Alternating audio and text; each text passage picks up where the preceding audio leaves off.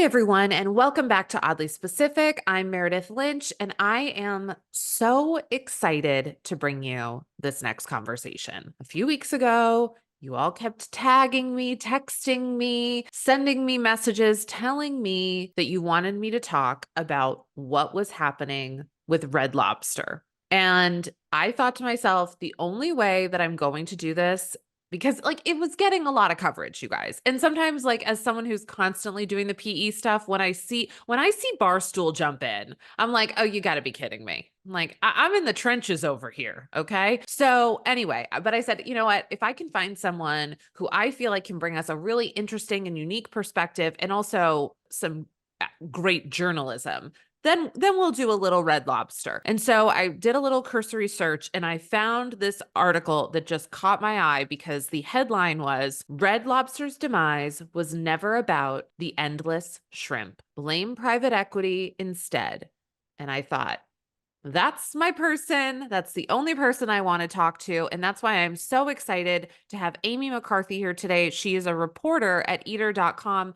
Amy, welcome to Oddly Specific. Hi, happy to be here. Thank you for being here. ProPublica defines private equity as when funds are pooled investments that are generally not open to small investors. Private equity firms invest the money they collect on behalf of the fund's investors, usually by taking controlling stakes in companies. The private equity firm then works with company executives to make the businesses. They become more valuable so they can sell them later at a profit. Amy, is it weird to think that that is the business model that was happening at Red Lobster? Yeah. As someone who has reported on the restaurant industry for about a decade, I have seen kind of firsthand how hard it is to make money in restaurants. So I've always been a little curious as to why, private equity companies looked in that direction. But I do think it makes more sense when you're talking about chains, because chains are, as restaurants go, the most kind of efficient businesses. When you are large and you have scale and you have the ability to, implement systems and buy things in bulk and all that, it really is an easier business than like your favorite independent restaurant around the corner. But yeah, I do think it is strange that, a private equity company looked at Red Lobster, which was already struggling when it was acquired by Golden Gate Capital about a decade ago, and saw a profit opportunity in that. Obviously, that opportunity did not materialize as they had hoped it would, but yeah, I think that was a little strange for sure. I really loved this line that you had in your piece that said, Red Lobster has had a really rough 10 years, maybe even worse than the rest of us. I felt very seen in that line. And so I was wondering, could you walk me through sort of what their financial struggles have been over the past decade? Sure, I can do that in an overview sense. In 2014, they were sold from Darden Restaurants, which was their prior parent company, to Golden Gate Capital. And when the Golden Gate acquisition happened, another very major transaction happened, and that was that Golden Gate sold the real estate that Red Lobster owned, its restaurants, to another company, which then rented those restaurants back to Red Lobster, and we all know how from our own personal lives how expensive rent can be. And in a restaurant situation where profit margins are really narrow, adding that cost, it went from being an asset to a liability. And, so when a store began underperforming, maybe a location wasn't doing as well as the one across town, it became difficult to justify closing them because they would have to get out of these leases and, that they were essentially paying to their new dad, which is, I think, kind of indicative and representative of the way that private equity works. When they come into companies, they see assets and not necessarily a business. And they sold off the big asset. They got the big pile of money without necessarily considering, oh, well, we might have wanted to do something with that real estate later. We may not have wanted to saddle all of our restaurants with very high rent payments. Wow. Yes, that makes a lot of sense. The funny thing is that the saga doesn't even end there. At Golden Gate Capital, I think in 2018, I'm not sure of the year, sold Red Lobster to Thai Union, which is a major seafood conglomerate. And you would think that's a more logical fit, right? They already have the shrimp to bring to the endless shrimp promotion. But if they are not charging that, if they're seeing that also as a profit opportunity for Thai Union, and they're going to charge them exorbitant prices for the shrimp or force them into these ridiculous promotions like endless shrimp, which was objectively a bad idea. The company lost, I think, $11 billion in relation to the endless shrimp promotion. It was just a mess. And, I think it makes sense that Thai Union wanted to push shrimp. That's their business, but, it wasn't necessarily the best stakeholder for a restaurant. And so then I believe in January of this year, Thai Union said, we're getting out of the restaurant business. Turns out it is not profitable at all. And Red Lobster, I think, is just a casualty of that. Now, right now, do you know how many locations of Red Lobsters are actually closing?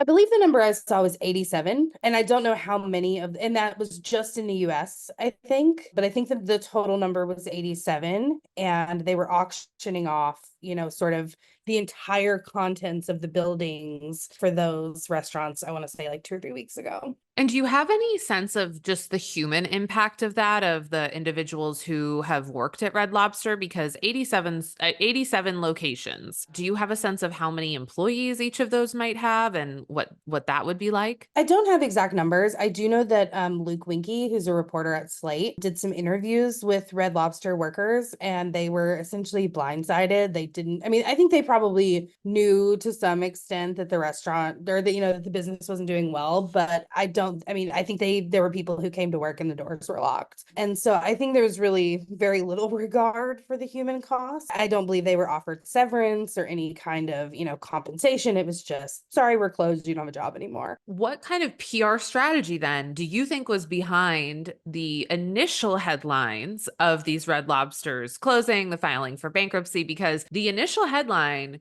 was the shrimp. And I would love to know if you believe that was a PR strategy. And if so, if you could explain to folks why you would do that. It's an interesting question. There's a part of me that thinks that like operations at Red Lobster were so bad that they probably couldn't have coordinated such an effective PR message at this point. I think they've had 5 CEOs since 2021.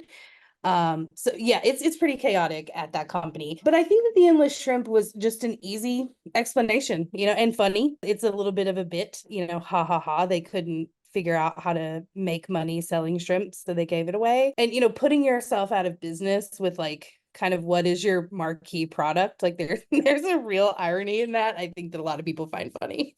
Oh yeah, it's a great late night riff, right? Yeah. I guess I'd love to know, how did changes in the restaurant industry as a whole and market trends affect Red Lobster's performance prior to things like the endless shrimp promotion? Yeah, I think Red Lobster did not do a good job of innovating at a time when a lot of innovation was happening in the restaurant industry, specifically the shift to fast casual, sort of counter service, your Cava, Chipotle, Sweetgreen sort of tier of restaurant. They never really figured out how to compete with that restaurant or how to, even adapt in that way. I also don't think that their ownership really invested much in menu innovation. I don't know that the menus changed a whole lot. And, honestly, what I've heard is that the food quality has really declined over the last, 5 to 10 years. I couldn't tell you when the last time I've gone, although I have thought about it since like relentlessly, basically, since reporting on this. But yeah, I think they didn't innovate. I think they didn't stay relevant. And I think that meant that they couldn't keep sort of the core chain restaurant audience at the same time that a lot of people, millennials get blamed very famously for killing the chain restaurant. And that has borne out to not be true, but there were some chains that were definitely casualties of that, of the independent restaurant era, when that was the, when 20 something and 30 somethings wanted to go to like the next cool hot restaurant, not boring. Red Lobster's like a place your mom goes, not a place you go with your friends and take Instagrams, unless you're doing like a bit, like it had just become dated and fallen out of favor, I think. Definitely. I guess I'd love to know, what do consumers seek right now in terms of a fast casual dining experience? I think if you like fully knew the answer to that question, we would both be a lot richer. I think for the most part, people really, especially as things become more expensive, as the economy feels more and more tight, I think consistency is really important to people. I think that's why people go to Cava 3 times a week, because they know they're going to get the same bowl. And I think that's why people were going back to Red Lobster, or, we're continuing to go to Red Lobster as well. Like, it may not have been as good as they remembered, but they still like the biscuits or that specific cocktail. I wrote a piece earlier this year, maybe it was the end of last year, about chains kind of having a resurgence because of, for that reason, when your dining dollar is more limited, you are less likely or less willing to risk it. If you go to a new place and you're like, you drop $150 on dinner, that sucks. Like, that's a really crappy feeling. And I think that when, like, that you like that shrimp scampi, then you just go get the shrimp scampi. So I do think there is a place for chains right now. And we're seeing some that have been very successful in sort of maintaining that loyalty. Chili's really springs to mind. I see Chili's on TikTok constantly, whether it's people like right now, their promotion is the triple dipper, which is genius, or, the espresso martinis with Shayna Shea and Ariana Madix from Vanderpump Rules. Like, some chains get it, and the ones that don't, I think, are going to go the way of Red Lobster. Obviously, they've filed for Chapter 11. It seems like a plethora of Red Lobsters are closing, but it doesn't necessarily mean that every single Red Lobster is closing. So what do you think the future of Red Lobster is going to be? That's a good question. I think I'm curious. I think that someone will swoop in and buy the brand. I think it would be cool if Darden swept in and brought the brand. The founder of Darden Restaurants, Mr. Darden, whose first name I can't remember, I believe was the original co-founder of Red Lobster. So I think that is a sort of natural fit. That was something that they were interested in. But I do think at the very least, the branding will live on, even if the restaurants don't. For example, the Cheddar Bay biscuit mix is very popular in grocery stores. They sell other retail products as well, like seasoning blends and things like that. And so I think that will be, at worst, that will be what endures. I do think whoever takes on Red Lobster has kind of an uphill battle. Those restaurants haven't been renovated in God knows how long. They look 15, 20 years old at this point. The menu needs to be overhauled. Like, there's a lot going on. And I think that it's going to have to be someone that has a real affinity for the brand. Like, they either need to put love into it or let it go. Do you think that it's possible that all of this press around Red Lobster, because listen, I saw people posting about Red Lobster that I don't think, I have to be totally transparent. I'm from Massachusetts. I don't Sure. think I ever saw a Red Lobster there. And that's because, like, not to sound like a Massachusetts snob, but like, we don't really need Red Lobster. Yeah. But I saw people posting all over the place about Red Lobster. Do you think that all of this hype could actually help save Red Lobster? I think that's a fun idea. I would love that if that were the case. I did see yesterday that Flavor Flav went to a Red Lobster wherever Flavor Flav lives and like ordered everything on the menu and was talking about how he was going to do everything that he could do to save Red Lobster. So if he is the savior of Red Lobster, I think that's a really exciting plot twist. But I think generally the hype will be a bubble. I think it's mostly people going to kind of mourn their nostalgia at Red Lobster. I'm telling you, I've been thinking, not like I have to go have one more order of coconut shrimp, or I'll just be chasing that dragon for the rest of my life, Definitely. No, that makes complete sense. And I am really grateful that someone is doing this reporting in such a way, because I think a lot of people just chalk it up to like, oh, it's just, a restaurant being bought out by a big corporation. That's business.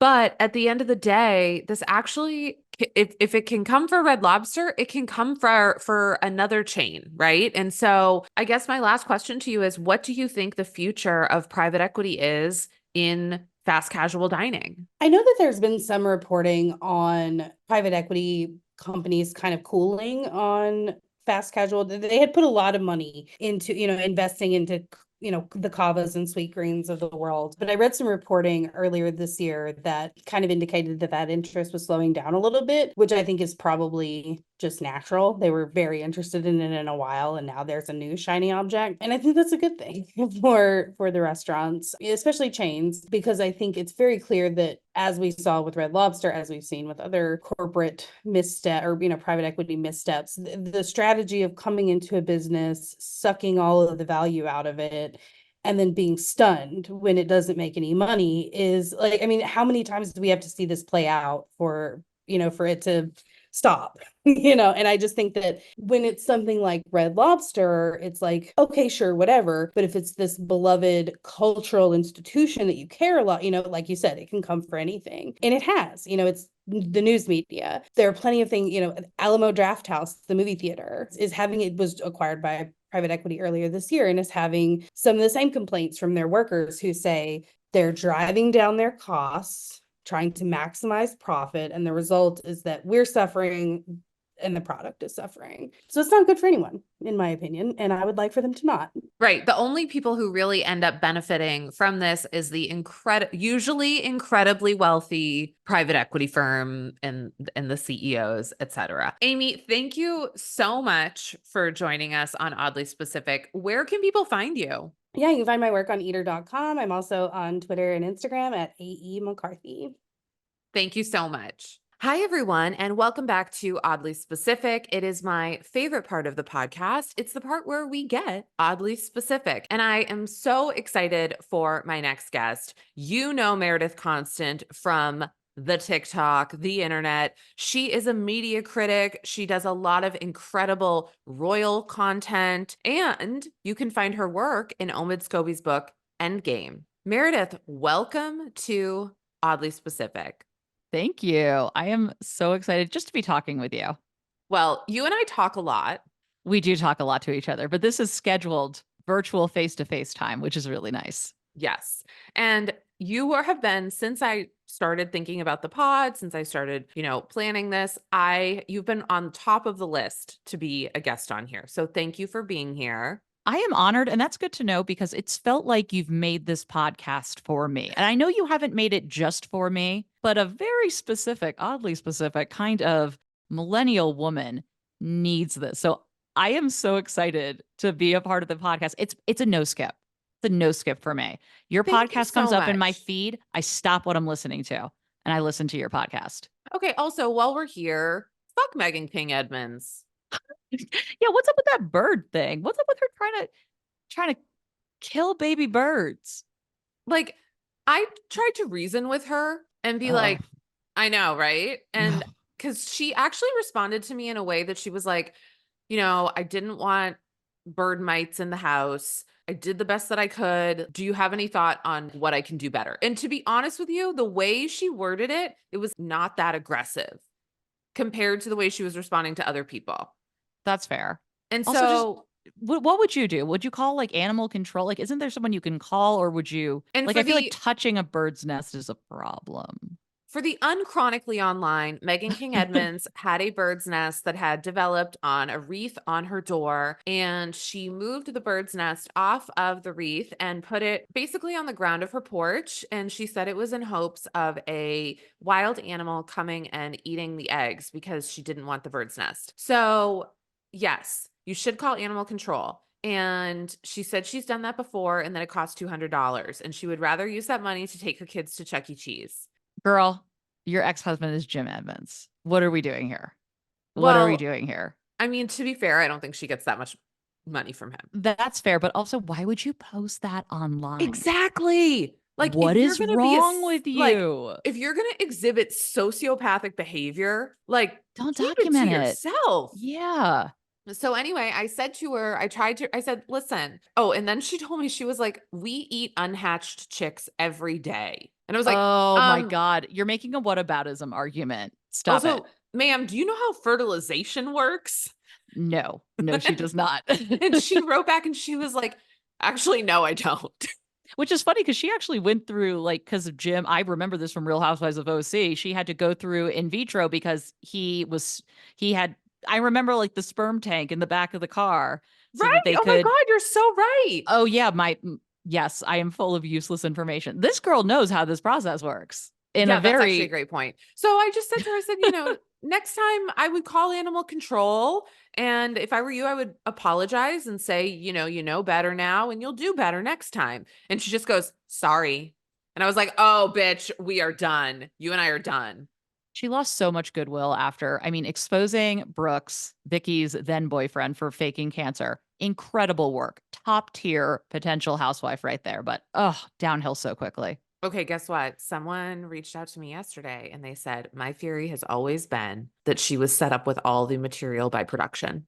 I'm so excited because we have something we're getting into today that really did spark a lot of memories for me. And that is we are getting oddly specific about the pilot of Sabrina the Teenage Witch. It premiered in September of 1996. It was part of the TGIF lineup. It starred Melissa Joan Hart, who had been coming off all of the success of being on Clarissa Explains It All. And the show was actually, I did not know this, it was the highest ratings of TGIF of the shows the entire time that it was on. I believe that because listen, that TGIF lineup was sacred to me. And I think depending on the year, there was a time where I was like, I don't need step by step. I don't need to keep going into this. But Sabrina, if you think I miss Sabrina, you out your mind.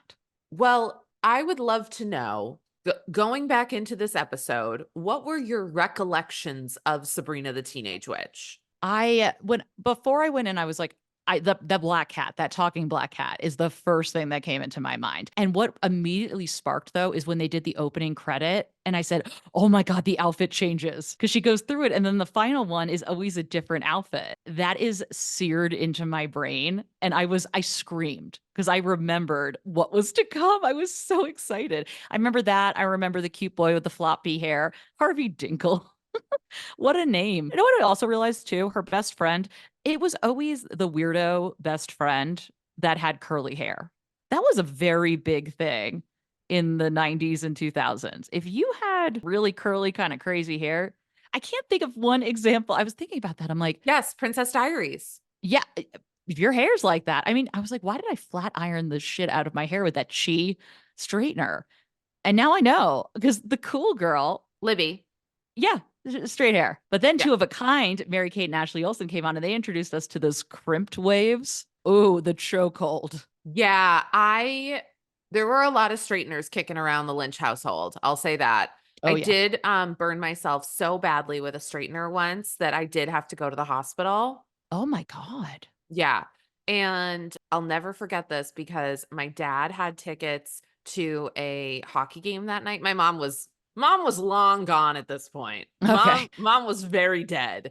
Were you So going to see the Bruins at the no, my Garden? dad was going with his buddies to Oh. to a Hockey East game, which is Oh, like, okay. for Yep. people Yep. who don't know, who aren't from New England or that area, like college hockey is really big out there, especially versus here on the on the West Coast. It's not that big of a deal. But anyway, my father had tickets and it was probably like noon and we were at the emergency room.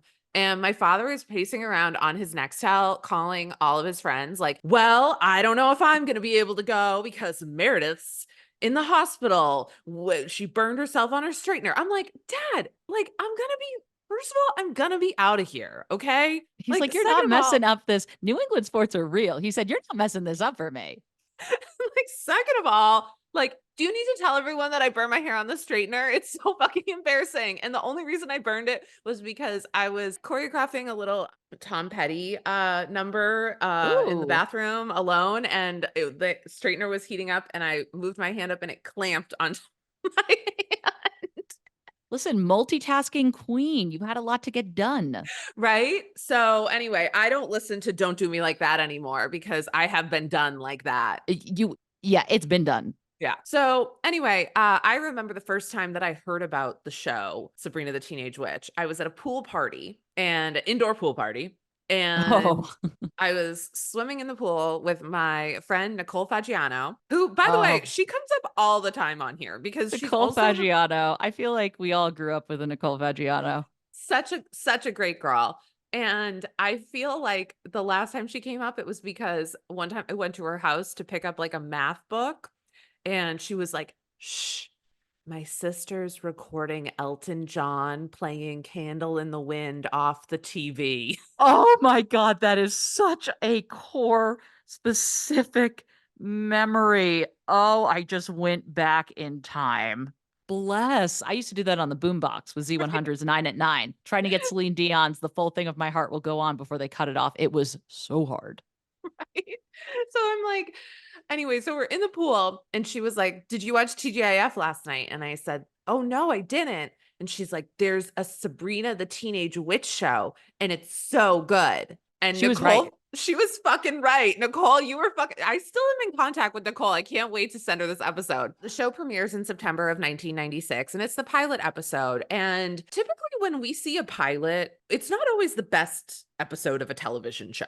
How would you say that stereotype fits into Sabrina the Teenage Witch? So when you first said we were doing the pilot episode, I was a little nervous because I also have that pilot episode suck. But I'm going to tell you something. They take you for a ride in 21 minutes. They said we are covering a lot of ground here. We are establishing things very quickly. You know, Dinkle over there is going to immediately fall for Sabrina. They are dissecting frogs on the first day of bio class. I mean, they're wasting zero time. I couldn't believe how much ground they covered in 21 minutes. And like we said, the writing is so good. Honestly, it's so well written. So the episode it takes place in Salem, Massachusetts, which I do think that's kind of interesting that they said it in Salem, considering like there's such a sad history of witches. I'm like, this could only happen during the Clinton administration. They would be like, let's, but I think that's maybe the backstory of Sabrina because it is based on like a Archie comic. So Oh, it's yeah. set in Salem and it is Sabrina's first day of school and she is also turning 16, which I was like, "Ooh, that close to what a tough time to have a birthday. That close to the first day of school." That sucks. And I'm like, when is your birthday? Because early September, probably going back to school. I mean, I don't know. So Like, it's ugh. her 16th birthday. It's also her first day of school, and she's living with her aunts, Hilda and Zelda. And she has hit 16, which in the witch world means that she has officially become a witch. Her aunts sit her down and tell her, "You're a witch." And she handles it like I think any 16-year-old would and kind of laughs them off. And she has this really great sort of her camaraderie with the aunts, the acting with the aunts, I think is phenomenal. How Yes. did you feel about that? She felt like a true teenager, but she was also only 20 when the show premiered. I was thinking about that too. I looked up ages. Harvey is 18. So it's not like 25-year-old cast of the OC. And so I think it feels it does feel realer. It is so good. She's sitting there in her purple iridescent satin short sleeve top, slay. That was limited. There's no way that wasn't limited to coded right there. And she's like, "So my dad's a witch." Yeah, yeah, yeah. "Is my mom a witch?" And then Hilda says, "Well, I always thought she was one." Come on. Like, mwah, A plus. The comedic timing in this show is so good. So good. Caroline Ray is phenomenal in this show. I mean, She is she's so a good. great comic. And I believe her and Melissa Joan Hart are doing stand up right now. Have you seen that? I have not, but I want to see it because I think that's so cool that they've stayed in touch. Also, Zelda is so hot. I was like, why did I want a flipped out Bob when I was younger? Now I remember why. This woman right here. And they complement each other really well. The two aunts complement each other really well. And Sabrina goes off to her first day of school. We meet what I believe is the unsung hero of this episode, which is Mr. Poole. Mr. Mr. Poole. Poole, can you walk people through who Mr. Poole is? Mr. Poole is that man who thought he was going to get out of the small town and live a big life, and then ended up a biology teacher, probably at his alma mater. And he is not pleased about it. And he tells us because he is immediately like, "Well, I'm not going to know your names anyway. So let's jump into dissecting frogs on the first day of school." He goes, "Okay, let's look at this chart. My kidneys, my heart, and my lost youth. That's a Dead." line. I told you, I texted you. Mr. Poole has a tight 5. We know what he does on Thursday nights at 9:30. Okay, now looking back to, I'm like, Mr. Poole, like, am I attracted to Mr. Poole? I kind of am. I love a sardonic, slightly depressed man.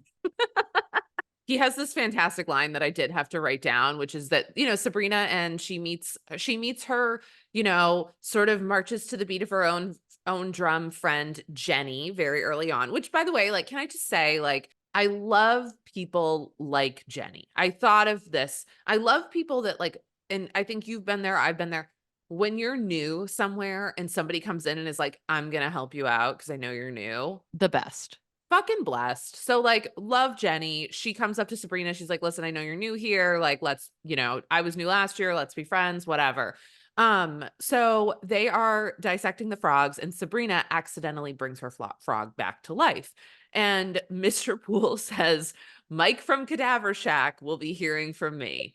So I have this dream where we get a spin-off of Cadaver Shack. Oh my God. Right? Yes. So like Mr. Poole is like just a frequent customer and Mike from Cadaver Shack is the main character. I would love the writer's room for that when they're like, what are we gonna what line? Well, Radio Shack, Cadaver Shack. Right? Got it. Boys, I got it. So then we're really introduced to Libby, who is the school bully, and she's really mean to Sabrina. And did this bring back any memories for you? As someone who was relentlessly teased and bullied in elementary school, yes. But look, it made me funnier in life. It's good. It's just, no, I'm not saying bullying is good. Yeah, I think it's so weird because you think about shows today. I can't really think of a show where there's like anyone who's a bully like this. Yeah. And you're kind of like, God, that was bad. But then you watch it and you're like, yeah, it was bad. But also, I don't know. It's just like, it's kind of nice as a child when people just kind of make sense. And they're just like their boxes. Like, this is good. This is not. I don't know. I don't know. I don't want to be team bullying, but there was something like very simple and throwback about this kind of bullying. It's not Yeah. online. She does tell Sabrina she can no longer use the bathroom that Sabrina is using. I'm not going to lie. This brought back the memory of this girl who was a bully to me in middle school, who the other day I thought of and I was like, I cannot remember her last name. Like, I was like, I can't even think of her last name. And I was like, wow, this is like growth, right? Like, I can't remember her That last is name. growth. Oh, I And remember then- some names, baby. Well, guess what? I was watching the episode and as soon as I was like, oh, that was her last name. I just remembered it. Like, Oh, no. I just, You know what I wanted though? I wanted the confidence of a Sabrina to give it back. but I That's don't what think that's Sabrina's character. And I think that's why I like her so much because I didn't have the confidence to give it back. And But so she kind of does a little bit. yeah, I guess you're right. A little bit. Yeah, she doesn't like, I don't think there's any winning really because Yeah. we must continue this storyline. But when she gets to go back and redo the day and stuff, and she asks out Harvey before I mean, that was pretty dope. Yes. That was pretty cool. That is a definite and also too, like the way that the plot is done is, it really is consistent with like a story arc, right? Yes. And so, yes, Sabrina goes home. She ultimately starts to accept the fact that she is a witch. She does realize that Salem, her cat, can speak. That is the funniest part though. All the things that happen before she accepts. I'm going to say being a witch is not the strangest thing that's happened to you since you've gotten home from school. You've been given a magic book with your father who talks in it. The cat starts talking. The book follows you up the stairs and you still can't believe you're a witch. Really? I think at this point, that is the most logical conclusion. It's the least Honestly, far-fetched thing. I would be like, thank fucking God, right? Although it made me think, how unoriginal was J.K. Rowling in some ways? Because when you watch this back, the first Harry Potter book comes out a year later. Obviously, I don't know when things get started, whatever. I'm not saying ideas were stolen. A lot of the things, like she discovers she's a witch at a certain age, and then she has to, you learn to control your power. And the moving pictures in a book got me. Oh, okay. Wait a minute. Also, too, I know it's different, but Harry's not being raised by his mom and dad. He's living with his aunt and uncle. Yep. He's half mortal, half witch, Yes. which is also something. It really hit me when I was watching this. I said, moving photos. Yeah, because Right. that is very weird. That's okay. All right. Wow. J.K. Rowling, just when you think she can't get any worse, she somehow finds a way. I'm like, don't ruin Sabrina for me. Get out of here. Get out of my story. Go back. Get out of Boston. Well, Sabrina accidentally, though, goes back to school and doesn't know how to manage her powers yet. And she turns Libby into a pineapple. And obviously, Libby is very upset. And it did remind me of did you ever have something happen at school and then the next day you knew you were going to have to go back in and you were just like, oh my God, it's going to be so bad? Yeah. Many a times. Many a time. And just what a toll that takes on you. And so Sabrina is terrified to go back to school and finds out that she can turn back time if she gets permission from the Witches' Council. Can you please walk me through the Witches' Council? Witches' Council, similar to the tribunal in Harry Potter, is a place you have to go to get rulings on big decisions, like turning back time, which one witch alone cannot do. It must be many. So you have to go to the closet upstairs, and I totally remember this because the door closes. It's like you get all the special effects and the lights blink. Oh God! And so then she goes in and she's at the witches, the council, which is Debbie Harry died. It's Debbie Harry's Penn and Teller. And I said, excuse me, how did this happen? When shows were shows. Oh, I was a mess when I realized who was on that panel, which I would not have known, obviously, when I was younger. But then I said, Debbie Harry Right. is playing a witch on this council that's going to decide if they get to go back in time or not. Well, don't you feel like part of what was being done with this show in casting people like Penn and Teller, casting people, and obviously, like, you know, Penn, that was a recurring role, right? You know, it wasn't every week, but people like a Caroline Rhea who are quite funny and their humor. Like, if you were watching that show with your kids, would you crack a smile now in 2024? Oh yeah, I'd be laughing. I mean, the whole thing is, it made me think of like how shows today aren't made for families. Right. They're made for young people, but typically they're not enjoyable for adults. And this, I said, TGIF was really made for families. There is something in it for everyone. I love finding the jokes that I missed as a kid. Zelda's looking at one point in the paper. She's like, oh, there's something tonight. There's a discussion, a lecture on the uncertainty principle. It's at either 8 or 10. Come on. What a beautiful throwaway joke. Right? I really missed shows like these. They don't make them like this anymore. And I think part of the reason is budget. I think that's a big part of it. I think too, it's the way that, you know, we were talking about like culture and stuff. And I was thinking about this too, about how we consume it differently. And it's not really a universal experience anymore, just because there are so many options and you're kind of dictated by algorithms, not the fact that there's only Nick at Night's the only thing on, and you're going to have to watch the Munsters episode for the 16th time, but that's your choice. Otherwise, you got to go reread a Babysitter's Club book. You know, I'm pulling it all back. See, I'm pulling back all your episodes. Thank All your you. episodes. So I just think we don't get to have those shared experiences anymore, and that shows really aren't made for everyone to enjoy. And it makes me want to now introduce my kids to shows that we can all enjoy, because I think my kids would watch this and enjoy it. The Talking Cat, the Magic. I think they would enjoy it. And the funny thing is the style, although, you know, of course it's late 90s ish, is very still in. Like, some of the stuff that they're wearing, like, I wouldn't look at that and be like, oh, that's so dated, or, you know, and the actual, you know, watching the Munsters would be like, oh, okay, it's black and white, whatever. But like the quality is pretty decent. Like, I was watching it and I was like, yeah, you know, this holds up. The nice thing is that even though the council first denies Sabrina turning back time, they end up letting her have it, and she ends up being able to go back and redo this day so she doesn't turn Libby into a pineapple, and she is victorious. And the episode ends with, I think it ends on a very hopeful note of like, she's gonna be a witch and she's gonna, you know, probably mess up, and perhaps my favorite storyline starts to be created, and that we find out that Salem is a cat, not because he's just a talking cat, but because he was a witch, a male witch, and he tried to basically take over the world, and his punishment was to be a cat for 100 years. Thoughts Who on amongst that? us haven't? I mean, first of all, incredible. Animals talking with voices you wouldn't associate with them is always a winning formula. I kept reading up, and I didn't realize like Salem he also has like cat debts. Like he's in debt too. He's a debtor. Yes. Like, because there's an episode where they have to try to win back money or get money to pay off his debts, and the cat. I mean, A+. I also think what's cool about Sabrina is it is this very relatable thing, I think, to any age, about having something that is different about you, because so much of the show is her kind of revealing herself and her truth and then needing to hide it again. She has there's that day where you have 24 hours where you can tell everyone that you're a witch or whatever, and then they forget about it afterwards. And there's Like people never get to really know her. I just think there's like an overall relatable message there with feeling different and having a secret that you can't tell anyone, even the people you love the most. Well, the other thing I loved about it in rewatching it is I realized that it also highlighted like different families.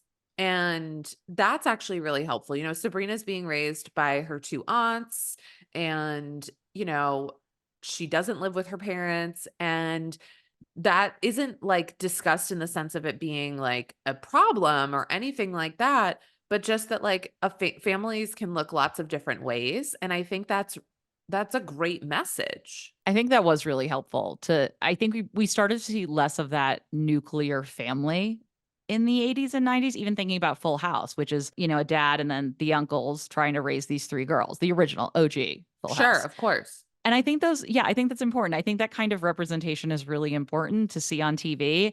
And it's not even in a way that's thrown in your face. And she's not like, why am I living with these people? It's just kind of matter of fact, like this is life, and it's fine. It's fine. It's normal. Besides the fact that they tell her she's a witch before she can even have any birthday breakfast, which like let the woman have a bite of toast. Yeah, I was a little like, you guys, I feel like we could have brought this to her on a little bit more of a, I don't know, Eased therapeutic into it. approach, We could have eased into it a bit. How does right? this make you feel? Yeah. Speaking of how this makes you feel, would you like to hear what Variety said about Sabrina the Teenage Witch when it premiered in September of 1996? No, but yes. I'm Okay. scared. I'm going to read this to you. Okay. This is, I guess, the headline, because when you probably know this, when you find articles from like 1996, they always read a little, not wonky in the sense that the text is wrong, but sometimes they're kind of like, because they weren't always formatted for online, Yeah. right? Sabrina the Teenage Witch, September 23rd, by Jeremy Gerard. Okay. Viacom has spun out a series for Nickelodeon's popular Melissa Joan Hart, and the result is more likable than the series title, Sabrina the Teenage Witch, or pedigree the Archie Comics character might suggest. Whether Friday night viewers will go for two way sugary blonde chicks in a row, Clueless follows, remains to be seen. Oh, a man not seeing the appeal for probably a largely female audience in seeing female lead characters. I am shocked. And also to think that Cher's character on Clueless and Sabrina were so similar.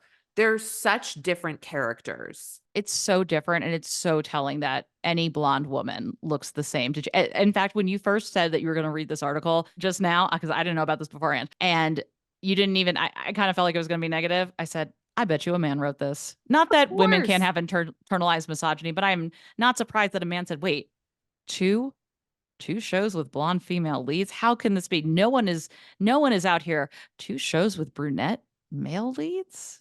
How are we going to do this? It goes on to say, none of it is what you'd call inspired, though some of it is amusing. Hart is already quite comfortable on the small screen, and there's a nice relationship developing with a classmate who goes her own way and who isn't blonde, played by Michelle Boudon. I probably pronounced that wrong. Sorry, Why Michelle. are we so focused on the hair color? Isn't it wild? It's weird. It's really weird. Also, I'm sorry, that union joke, you're going to call the number of pineapple jokes they made. When she tries to slice the pineapple, that's Libby. And she's like and she comes over and Caroline Ray says, I'll do it. And then Zelda says, no, no, no. She goes, oh, do you want cubes? Like she comes, give me a break. And I mean, I think Amusing. the thing about this is it is not like, I bet when this person turned this article in, they think this is like about as glowing as it could get for a show that is for, I would argue, not teenagers. It's for youth, right? And is a mostly female cast, because let's think about I would say Sabrina, her two aunts, Libby, her best friend Jenny. Like it is a primarily, and the one I would say, there's Harvey, but he's kind of a dope. He also has a very interesting accent. He talks he's got a little bit, it's like a little Boston, a little 1950s greaser, and I don't fully get it when he speaks, but he had like almost no acting credits before the show, which is incredible. Right. And he doesn't have a huge role in the pilot. So the pilot is predominantly women. And then the one person who I would say is the two people who are the male in this, who are like kind of core, is Sabrina's dad, who actually isn't like physically in the episode, and Salem, who is a man that's being portrayed as a cat. So it actually, to me, is a show of there's not a lot of intersectionality, unfortunately, but there is Yeah. a element of female empowerment in this show, in that all of the central characters who have a say are women. Sabrina, feminist coded. That would be the article today in Variety. Right? Yeah, but that's a really good point. And how often do you get to see that? Right. Because That's a really good point. Like Yeah, Full it's House the dads and the is uncle. all guys. Yep. The guys are in charge and the kids are the kind of come in and out, you know? Mary Kate and Ashley have their cute little line, and that's a really good point. Yeah, it's like who the vehicle is for the shows, and it's really for the women in Sabrina. Which Right. I love that. Me too. Sabrina off. is feminist icon, maybe? Girl, she's marching in parades. Okay, Sabrina was fighting for rights, okay? What do you think your relationship will be with Sabrina the Teenage Witch moving forward? I think it's something I'm really in a period right now with my writing, with my personal life, where I'm really exploring childhood and going back to things from childhood. And I feel like it's something I want to revisit, because what was cool about Sabrina was, I did not have a lot of plans on a Friday night. Okay. I was not invited to wherever we were going, the Rita's ice cream down the street, but I could hang out all the time with my friends, Corey, Topanga, Sabrina. I could hang out with them on a Friday night. And I could envision kind of this world where, yeah, there's bullies, but this character still has other friends, and she gets to go on a date, like ask the guy out, and it's just like nice. It's comforting. It's not distressing to watch, because so many shows are kind of distressing. And Yes. sometimes I just want something light. So I might just start going through the series, and even if you just have it playing in the background, because I want to find those jokes and those hidden Easter eggs that weren't meant for me as a kid that now I can understand. And I think that's so fun. And as I told you, I'm gonna do a little culture thing this summer with my girls and introduce them to pop culture and different shows. And I think Sabrina's gonna be our first one. I will need an update on how that goes. Definitely. I know my middle's gonna love it. There's It's no so doubt. good. Meredith, this has been so fun. It's been delightful. It's been a dream. Where can people find you? You can find me. I'm primarily writing right now over on my Substack. It's Pulling Threads by Meredith Constant, or meredithconstant.substack.com. I'm also on Instagram and TikTok at Meredith Constant. Thank you so much. Thank you, everyone. Make sure you check out Meredith's work. She's amazing. And I am so grateful to have you here. All right. Thank you. Bye.